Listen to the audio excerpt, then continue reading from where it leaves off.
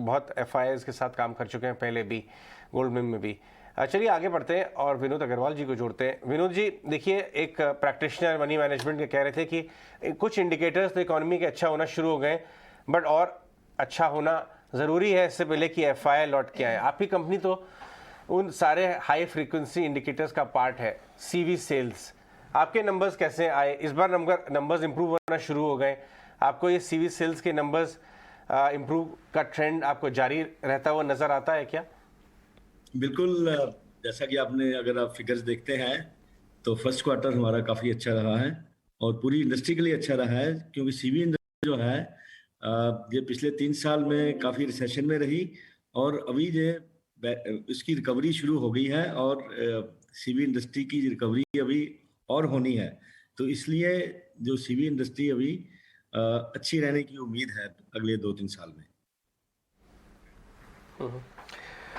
विनोद जी, पहले तो मैं एक चीज़ के लिए आपको शुक्रिया भी करूंगा, आप समय दे रहे हैं। आपकी ना शक्ल अनिल अग्रवाल जी से भी बहुत मिलती है, वो वेदांता के मालिक हैं। तो 1 मिनट के लिए मेरे को ऐसा लगा कि अनिल अग्रवाल है, तो जब पता लगा विनोद जी हैं तो बड़ा अच्छा लगा। तो आपकी शक्ल अनिल अग्रवाल जी से बहुत मिलती है। आप हमें बहुत ज़्यादा अनिल अग्रवाल जी का रुतबा बिल्कुल डिफरेंट है। बट विनोद जी, आपको पहले भी लोगों ने ये बात पहले भी कोई कह चुका है या डिम्पी पहली बार ये बात कह रहे हैं? अगर मैं पूछूं, पहले भी आपको कहीं आप गैदरिंग में जाते हैं तो लोग आते हैं आपके पास, कहते हैं अनिल जी कैसे हैं? नहीं। आप थोड़ा सा चश्मा लगाइए सर, आप बिल्कुल अनिल अग्रवाल जी की कॉपी लगेंगे। और ये बात तो मैं कह सकता हूँ गर्व से। खैर, अच्छा सर, अभी आप कि ईवी का भारत में भी फुटेज काफ़ी बढ़ेगा और सब कुछ होगा, लेकिन सर ईवी को लेकर ना एक कॉस्ट का प्रेशर हमेशा से सबके दिमाग में चलता है। कल भी एक मैनेजमेंट हमारे साथ थी, वो भी यही बात कह रहे थे। ब्लू स्मार्ट के ऑनर थे हमारे साथ मिस्टर जग्गी, कि कॉस्ट को लेकर चिंता रहती है। तो कॉस्ट को कैसे मैनेज होगा सर? देखा, अभी ये नया बिजनेस है तो इसमें अभी काफी कॉस्ट स्ट्रक्चर्स जो है इवॉल्व हो रहे हैं। जो इलेक्ट्रिक व्हीकल्स का जो बसेज में स्टार्ट हुआ है कमर्शियल व्हीकल साइड में, तो बसेज में अभी ओईएम जो हैं, जैसे हम लोग हैं या दूसरी और कंपनियां हैं, तो सारे इसमें कॉस्ट ऑफ ओनरशिप मॉडल पे ही पर किलोमीटर रेट दे रहे हैं। और गवर्नमेंट का रिक्वायरमेंट भी यही है कि इन बसेज को 10-12 साल के लिए कंपनीज खुद रन करें।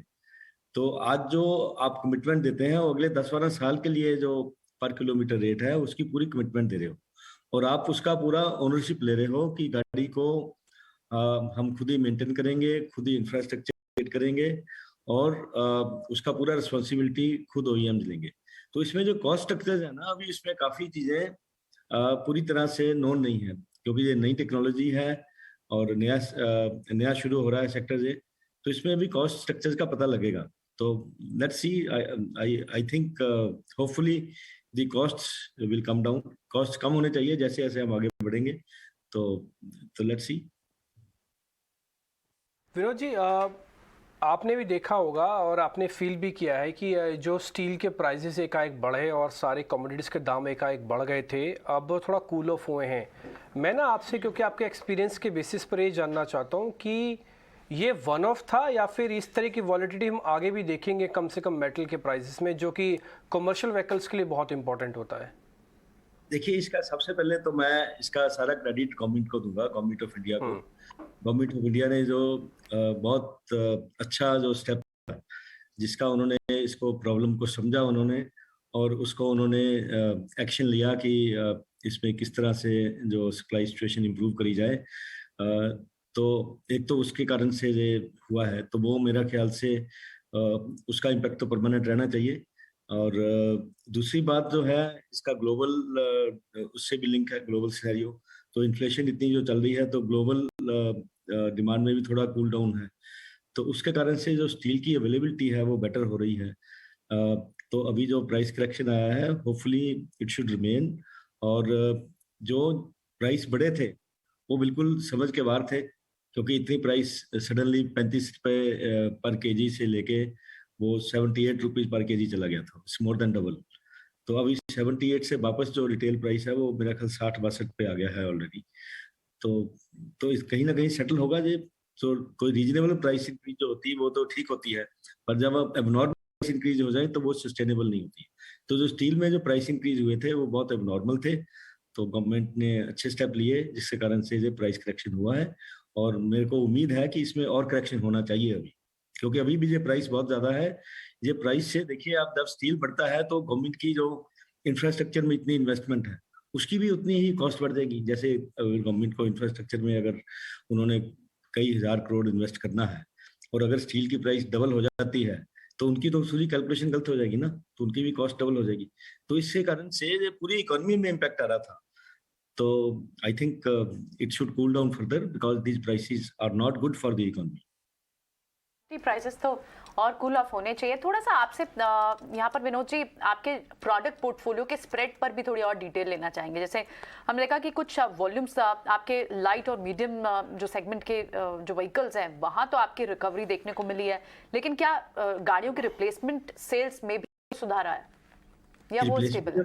बहुत सुधार है। रिप्लेसमेंट के कारण तो डिमांड काफी बढ़ रही है, बिकॉज पिछले 3 साल में रिप्लेसमेंट हुए ही नहीं थे।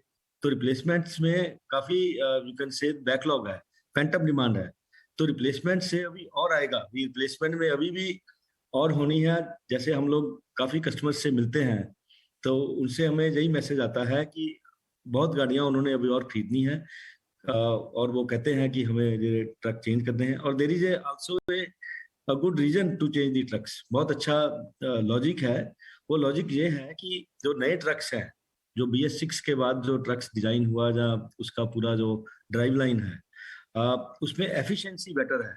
एफिशिएंसी बेटर होने से overall cost of ownership better है, और ओवरऑल कॉस्ट ऑफ ओनरशिप जब बेटर है तो इवन दो उसकी एक्विजिशन प्राइस ट्रक की ज्यादा हो सकती है, परंतु उसकी जो ओवरऑल प्रॉफिटेबिलिटी जो आती है ट्रांसपोर्टर को 5 साल में अगर ट्रक चला है तो वो प्रॉफिटेबिलिटी जो करंट ट्रक चला रहा है उससे बेहतर है, क्योंकि इसमें प्रोडक्टिविटी बेटर है, इसमें फ्यूल एफिशिएंसी बेटर है, इसमें आप इंजन की हॉर्स पावर बेटर है, तो इसमें आप एक दिन में ज्यादा चला सकते हो। अगर ज्यादा चला सकते हो तो ज्यादा ट्रिप कर सकते हो। तो इसका मतलब अगर आप ज्यादा ट्रिप करते हो अगर, तो आपकी कॉस्ट ओवरऑल कम होती है। तो इसमें काफी लॉजिक है इसको रिप्लेस करने का। और दूसरा, प्रोडक्टिविटी के ऊपर भी काफी दबाव है, क्योंकि जितनी भी ई कॉमर्स कंपनीज हैं ये लोग डिफाइन करते हैं कि हमें इस कॉस्ट के ऊपर हमें ये लॉजिस्टिक्स चाहिए। तो उनको अगर उस कॉस्ट के ऊपर उनकी डिमांड मीट करनी है तो पुराने ट्रक तो ये डिमांड मीट नहीं कर सकते। तो इसलिए फिर वो ट्रांसपोर्टर्स को नए ट्रक खरीदने ही पड़ने हैं, क्योंकि आप फिर नहीं तो कस्टमर्स की कॉस्ट की रिक्वायरमेंट्स है, एफिशिएंसी की रिक्वायरमेंट्स है, वो बीट नहीं कर पाओगे। इसलिए आगे से आगे रिप्लेसमेंट का और भी इम्पोर्टेंस रहेगा, और रिप्लेसमेंट के कारण जो कमर्शियल व्हीकल मार्केट है और ऊपर जाएगी। राइट, कमर्शियल व्हीकल मार्केट और ऊपर जाएगी, ये डिमांड और बढ़ेगी, ये कहना है विनोद अग्रवाल आयशर मोटर्स के commercial vehicle division CV industry पर बात करते हुए हमसे आज इन सारे इंसाइट्स को शेयर करते हैं। बहुत बहुत शुक्रिया विनोद जी आज समय देने के लिए और ये सारे वैल्यूएबल इंसाइट्स हमसे शेयर करने के लिए। चलिए, जब कमर्शियल